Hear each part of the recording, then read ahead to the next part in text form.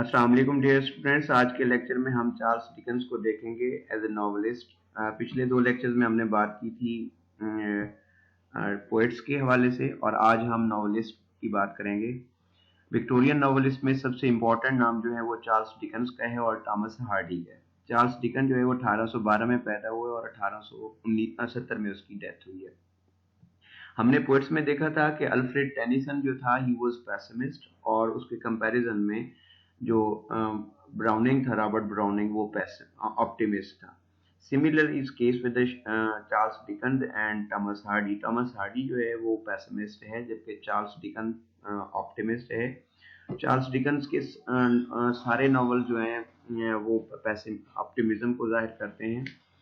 When we consider Dickens' life and work in comparison with that of the two great poets we have been studying, the contrast is startling. While Tennyson and Browning were being educated for the life of the literature and shielded most tenderly from the hardships of the world, Dickens, a poor, obscure, and suffering child, was helping to support a shiftless family by pasting labels on the blacking bottles, sleeping under a counter like a homeless cat, and once a week timidly approaching the big prison where his father was confined for debt। यानी उसका बाप जो है वो कर्जे की वजह से उसे बंद कर दिया गया था जेल में।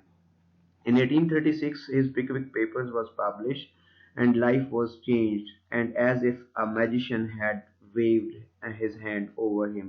यानी उसका पहला नॉवल जो 1836 में पिकविक छपा, उसकी इतनी फेम हुई कि उसे अब उसके सारे कर्जे ही उतर गए, जबकि उसके बाप को कन्फाइनमेंट किया गया था जेल में कर्जा ना देने की वजह से। मजे की बात यह है कि डिकन्स की अपनी जो पर्सनल लाइफ है that was very poor, obscure थी, और ही वाज सफरिंग चाइल्ड। लेकिन इसके बावजूद जो है वो ऑप्टिमिस्ट था। ऑप्टिमिस्ट कहते हैं जो मस्बत सोचता हो। While the two great poets are slowly struggling for the recognition, Dickens, with the plenty of the money and too much idol of the immense audience with the gather to applaud him wherever he appeared. As there is also his striking contrast between the novelist and the poets, and while the whole tendency of the age was towards realism, away from the extremes of romanticism and from the audacities and absurdities of the early novel writers. He was precisely by emphasizing the auditions and obscurities, by making caricatures rather than characters, that Dickens first achieved his popularity। यानी उसने इससे पहले caricatures किए जाते थे, खाके type के characters को डेवलप नहीं किया जा सकता था, लेकिन it was the first Dickens who develop the characters rather than the caricatures. Caricature कहते हैं हल्के हल्के नक्शे नकूश बना देना, जबकि फर्स्ट डोमिनेंट करेक्टर जो है वो डिकन्स ने ही आकर करेक्टर्स इंट्रोड्यूस करवाए। उसकी अब हम इब्तदाई लाइफ देखते हैं। Dickens early life we see a stern but unrecognised preparation for the work that he was to do.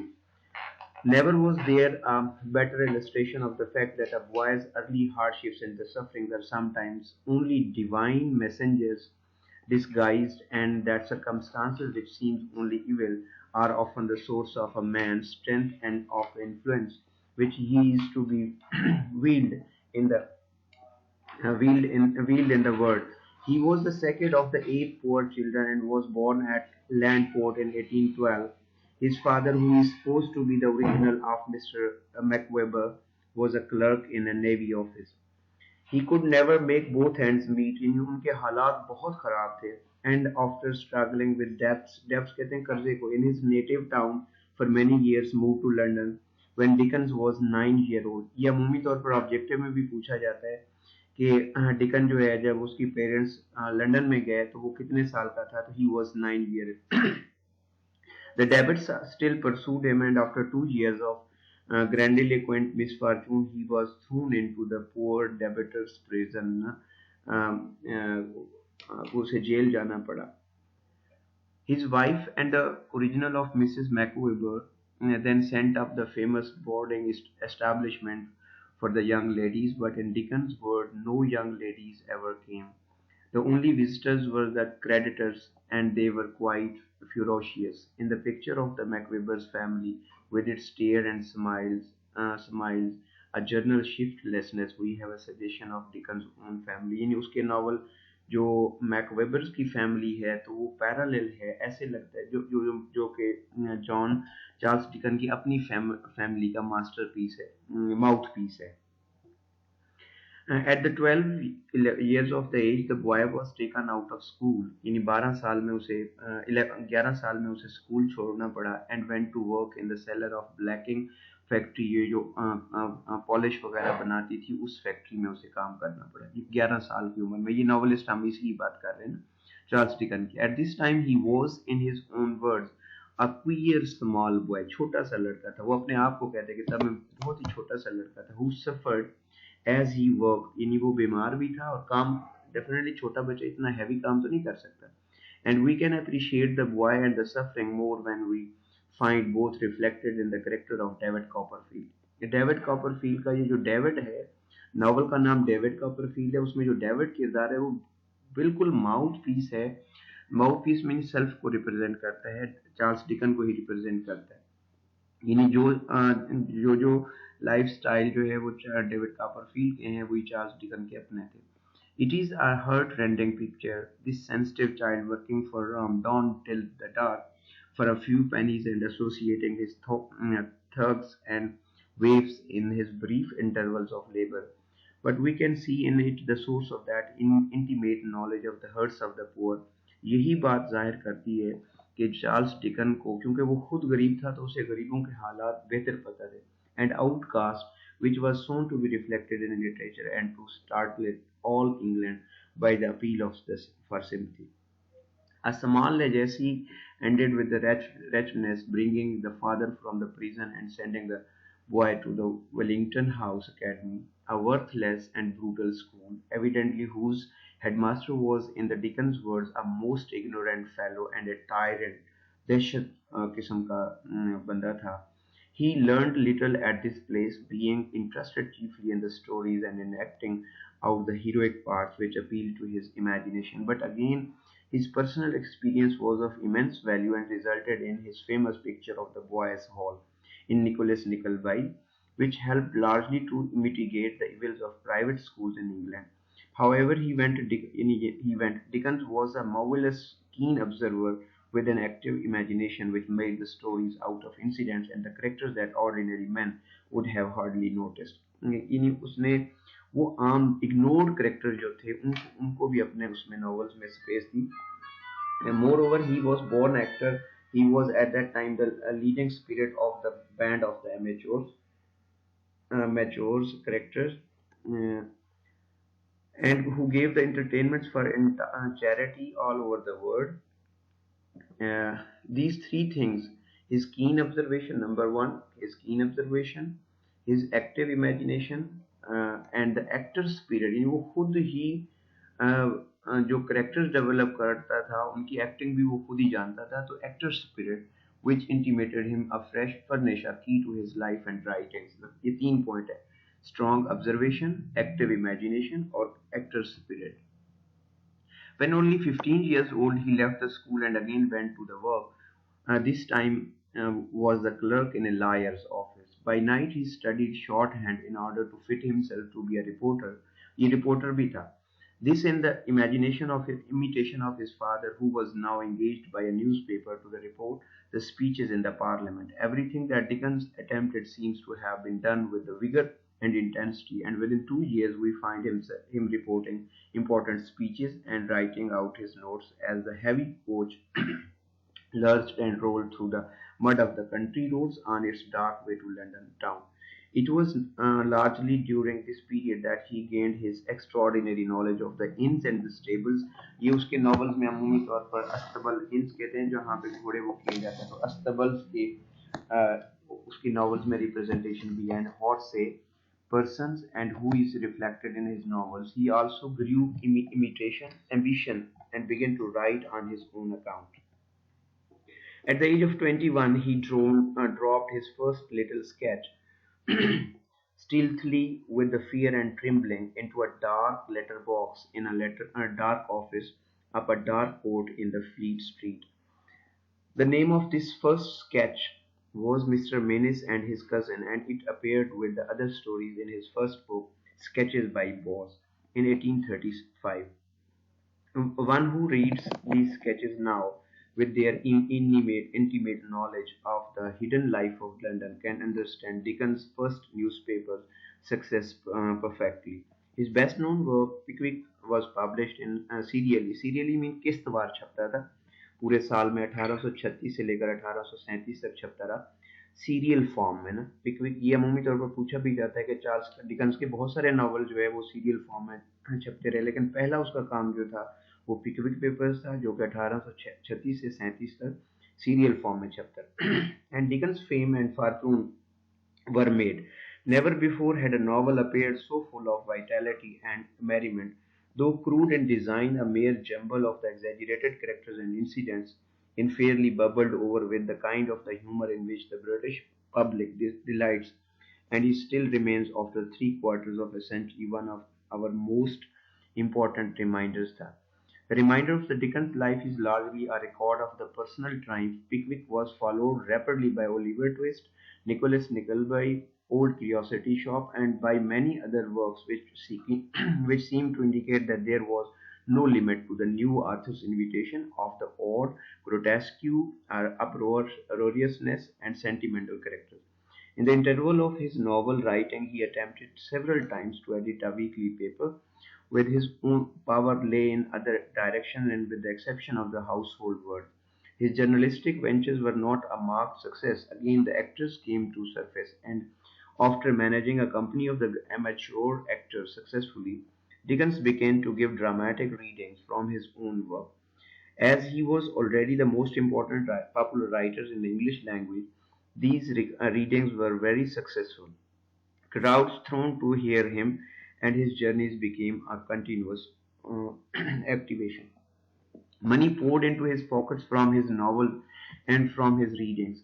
अमूमी तौर पर यह भी सवाल पूछा जाता है कि कौन सा नॉवलिस्ट था जिसको नॉवल उसका सोर्स ऑफ इनकम थे तो वो चार्ल्स डिकन ही था and he brought from himself a home Gateshill Palace place which he had always desired and which is forever associated with his memory.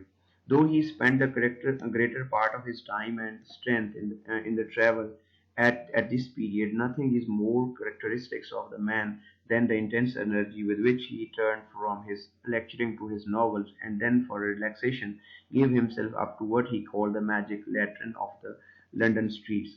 In 1842, while still a young man, Dickens was invited to visit the United States and Canada, where his works were even better known than in England, and where he was received as the guest of the nation and treated with every mark of honor and appreciation. ये तो उसकी अगली life थी.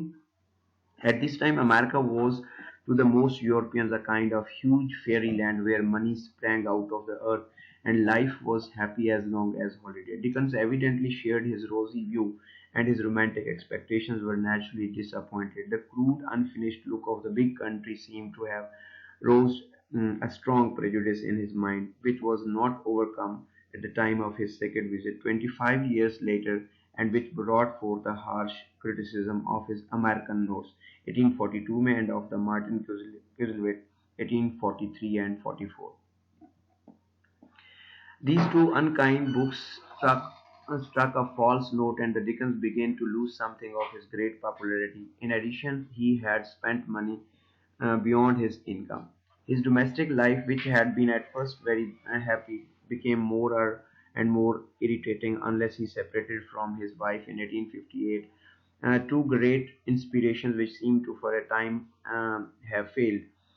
He journeyed to the Italy, but was disappointed. Then he turned back to the London streets, and in the 5 years from 1848 to 1853 appeared Dunbased and the Sun, David Copperfield, and Bleak House, three remarkable novels which indicated that he had rediscovered his own power and genius. Later, he resumed the public readings with their public triumph and applause, which soon came to be as the necessity to one who had craved popularity as a hungry man's crave bread. These excitements exhausted Dickens physically and spiritually, and death was the inevitable result. He died in 1870, over his unfinished Edwin Drood's and was buried in the Westminster Abbey. अब Dickens के works देखते हैं हम कि उसकी his life जो है वो किस तरह रिप्रेजेंट होती है उसके नॉवेल्स में. अ glans through which even his unsatisfactory biography gives us the certain illuminating suggestions in regard to all of the Dickens works. First, as a child, poor and lonely, longing for love and for the society, he laid the foundation for those heart-rending picture of the children. यानी वो खुद ही देखो आप 9 साल में जो यतीम फिर रहा हो, बेरोजगार फिर रहा हो, जिसके वालिद जेल में हूँ, तो उससे ज्यादा गुर्बत के हालात और कौन जानता होगा. He laid the foundation of those heart-rending pictures of the children which had moved so many readers to unaccustomed tears. Second, a clerk in a lawyer's office and in the courts, he gained his knowledge of an entirely different side of the human life. बच्चे कहते हैं कि अदालत भी जो है वो एक खास किस्म का नशा होता है. मेरे एक जानने वाले हैं तो उन्होंने कहा कि मैं 10-15 दिन अदालत में गया हूँ तो अब मेरा दिल नहीं लगता बाहर वाली ज़िंदगी में ना. तो बेसिकली वो खुद लॉयर का क्लर्क था, तो क्योंकि वहाँ पे different court is the best representation of human psychology, वहाँ पे हर साइकोलॉजी के बंदे जो है होते हैं. तो डेफिनेटली इसका चार्ल्स डिकन की ज़िंदगी के ऊपर भी असर हुआ कि he was able to see the man from his true to his psychology. Here he learned to understand both the enemies and the victims of the societies between whom the harsh laws of that day frequently made no distinction. कि कमरे अदालत में दोनों जो है ना वो अपने आप को मासूम साबित करने की कोशिश कर रहे होते हैं और उस वक्त का कानून जो था वो किसी को भी इंसाफ नहीं देता. Third, as a reporter and afterwards as a manager of the various newspapers, he learned the trick of the racy writing and the knowing to a nicety what would suit the popular taste. तो उसका different उसकी ज़ाती जो characters थे उससे उसके life जो है वो नॉवेल्स में रिफ्लेक्ट हुई, लाइफ के डिफरेंट डायमेंशंस उसके नॉवेल्स में रिफ्लेक्ट हुए. Fourth, as an actor, always an actor in the spirit, he seized upon every dramatic possibility, every tense situation, every peculiarity of the voice and the gestures in the people whom he met, and reproduced these things in his novels, exaggerating them in the way that most pleased his audience. When he turned from his outward training to the inner disposition, we find two strongly marked elements. The first is his excessive imagination, which made a good stories out of the incidents that ordinarily passes unnoticed. यानी कि ज़ाती तौर पर वो चीज़ें जो देख सकता था तो वो आम रीडर को भी समझ नहीं आती, लेकिन जिंदगी को जिस आंख से चार्ल्स डिकन्स दिखाता है वो रीडर के लिए नई जिंदगी होती है, क्योंकि वो उसकी स्ट्रॉन्ग ऑब्जर्वेशन उन पॉइंट्स को भी जो इग्नोर्ड होते हैं, जो देखे नहीं जाते, जो आम निगाह से नजर नहीं आते, तो उसने वो सीन्स भी देखे भी सही और लोगों को दिखाया भी सही. तो ये वाला जो है उसका स्टांस उसके लिटरेचर को ग्रेट बना देता है. Strongly marked element. The first is the excessive imagination, which made a good stories out of the incidents that ordinarily passed unnoticed, and which describes the commonest things in, for example, a street, a shop, a fog, a lamp post, and a stage coach. यानी कि छोटी छोटी उसके character जो है वो या गली में खड़े होते हैं या दुकान पे खड़े होते हैं या धुंध में खड़े होते हैं. With the wealth of the details and of the romantic suggestions that makes many of the descriptions like lyric poems. तो उनकी descriptions उनको ऐसे शायराना बना देती है. सेकंड जो है element is his extreme sensibility. वो बहुत ज़्यादा सेंसिटिव चाइल्ड था, which finds relief only in the laughter and the tears. Like shadows and the sunshine, these fellows one author closely throughout all his books. हम उसे देख सकते हैं. Remembering these two things, कौन कौन सी के उसकी जो इंटेंसिव इमेजिनेशन है और उसकी जो पर्सनल ऑब्जर्वेशन थी, his training and disposition, we can easily foresee the kind of the novel we must produce. कि इस तरह के राइटर्स के किस तरह के आथर्स आएंगे. मैं वैसे मतलब आपको बताऊं कि टॉमस हार्डी के हवाले से मैं एक बात करता हूँ. टॉमस हार्डी जब पैदा हुआ तो उसे उसकी नर्स जो डॉक्टर था उसने डेड बच्चा समझ के फेंक दिया. तो उधर से कुछ देर बाद नर्स गुजरी तो उसने देखा तो बच्चा तो जिंदा है. ये मैं टॉमस हार्डी की बात बता रहा हूँ आपको. तो वो बच्चे को उस यानी के उठा के लाई नर्स जो है ना, और बाद में वो टॉमस हार्डी बना. तो किसी ने पूछा कि टॉमस हार्डी जो है वो पेसिमिस्ट है. तो मैंने उसे कहा कि अगर जिसके पैदा होने पे भी उसे फेंक दिया गया हो तो वो पेसिमिस्ट नहीं होगा तो और क्या होगा. तो बच्चे जिसने जिसने 9 साल की उम्र में बेघरी देखी हो, कलर की नौकरी की हो, अदालत में नौकरी की हो, तो उसको उससे बेहतर जिंदगी कौन जान सकता है. Same was the case with the Charles Dickens.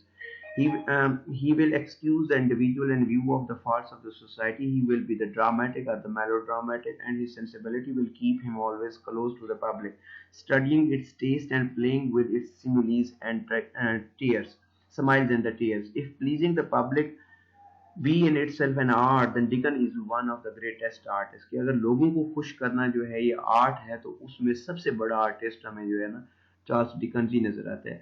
And it is well to remember that in pleasing his public there was nothing of the hypocrite or the demagogue in his makeup. यानी वो true representative था, जो वो देख के आया था वही वो रिप्रेजेंट करता था नॉवल में. इसे हिपोक्राइट तो वो होता है जो एक्चुअली वैसा ना हो, जिसने इस तरह की सिचुएशन रिप्रेजेंट की हो कि वो सोसाइटी में एग्जिस्ट नहीं करती, बल्कि वो उन सिचुएशंस को एग्जिस्ट उसने रिप्रेजेंट किया जो वो खुद देख चुका था. He was essentially a part of the great drifting panoramic crowd that he loved. His sympathetic soul has made all his their joys and the grief of his own. He fought against injustice. He championed the weak against the strong. He gave courage to the faint and hope to the weary in the hurt. And in the love which the public gave him in the return, he found his best reward.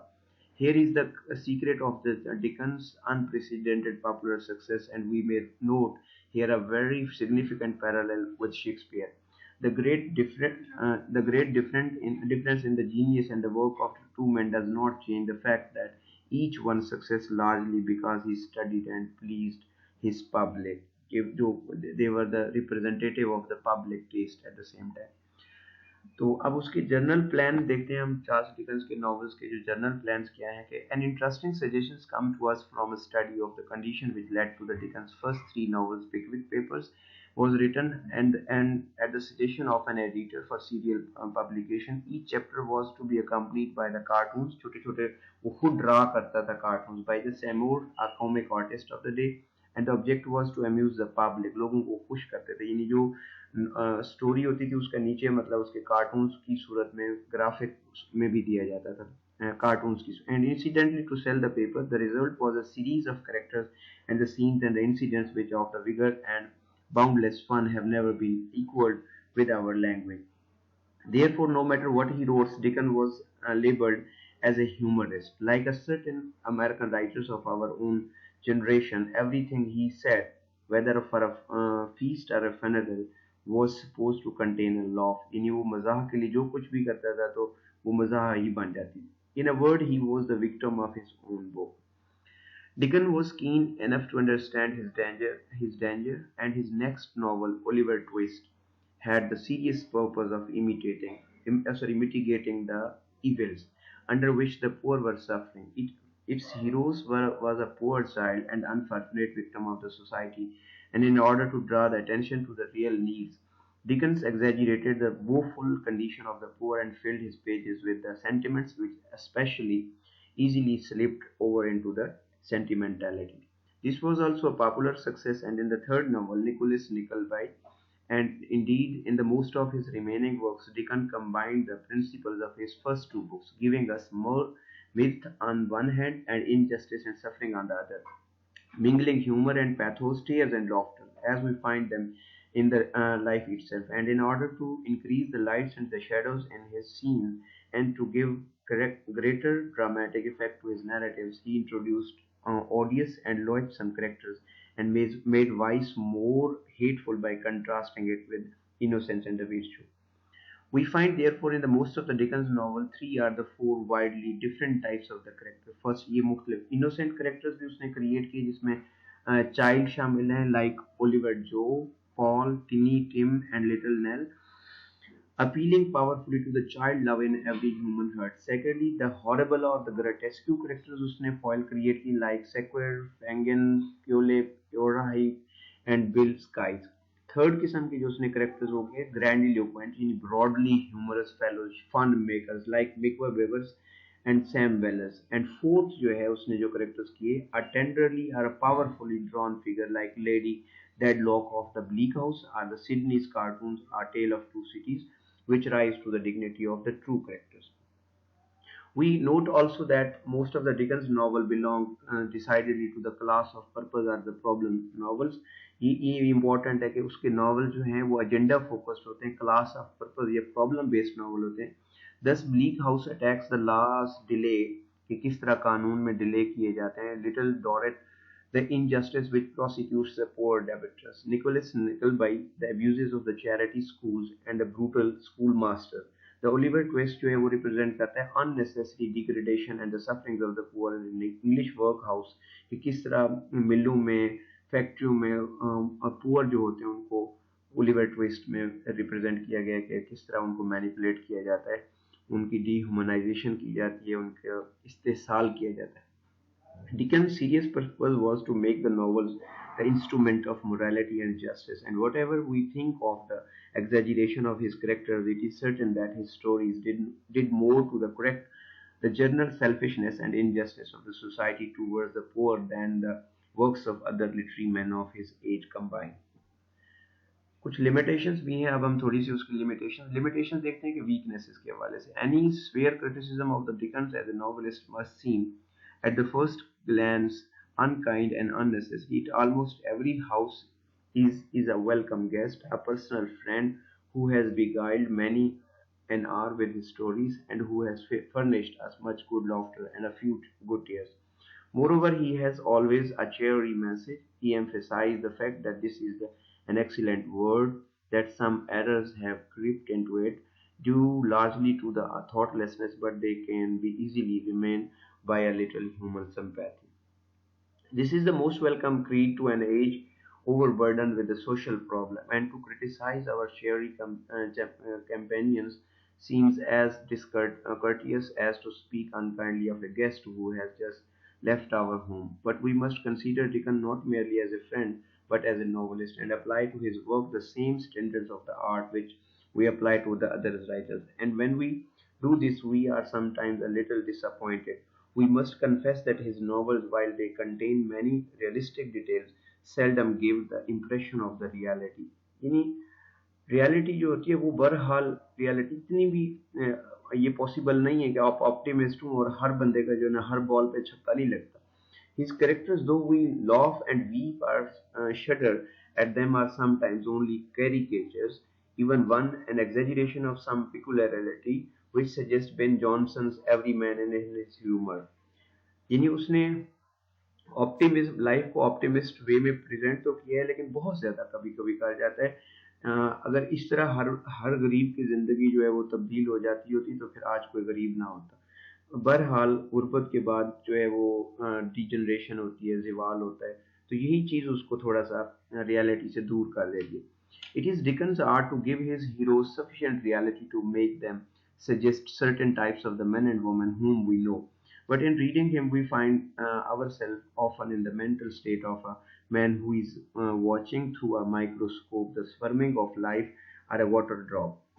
Here are lively, breast-playing, extraordinary creatures, some beautiful, some grotesque, but all are apart from the life that we know in the daily experience. It is certainly not the reality of these characters, but rather the genius of the authors in managing them, which interests us and holds our attention. Notwithstanding this criticism, we would gladly have omitted. Dickens is excellent reading, and his novel will continue to be popular just so long as the man's journey as a wholesome and absorbing story moves on.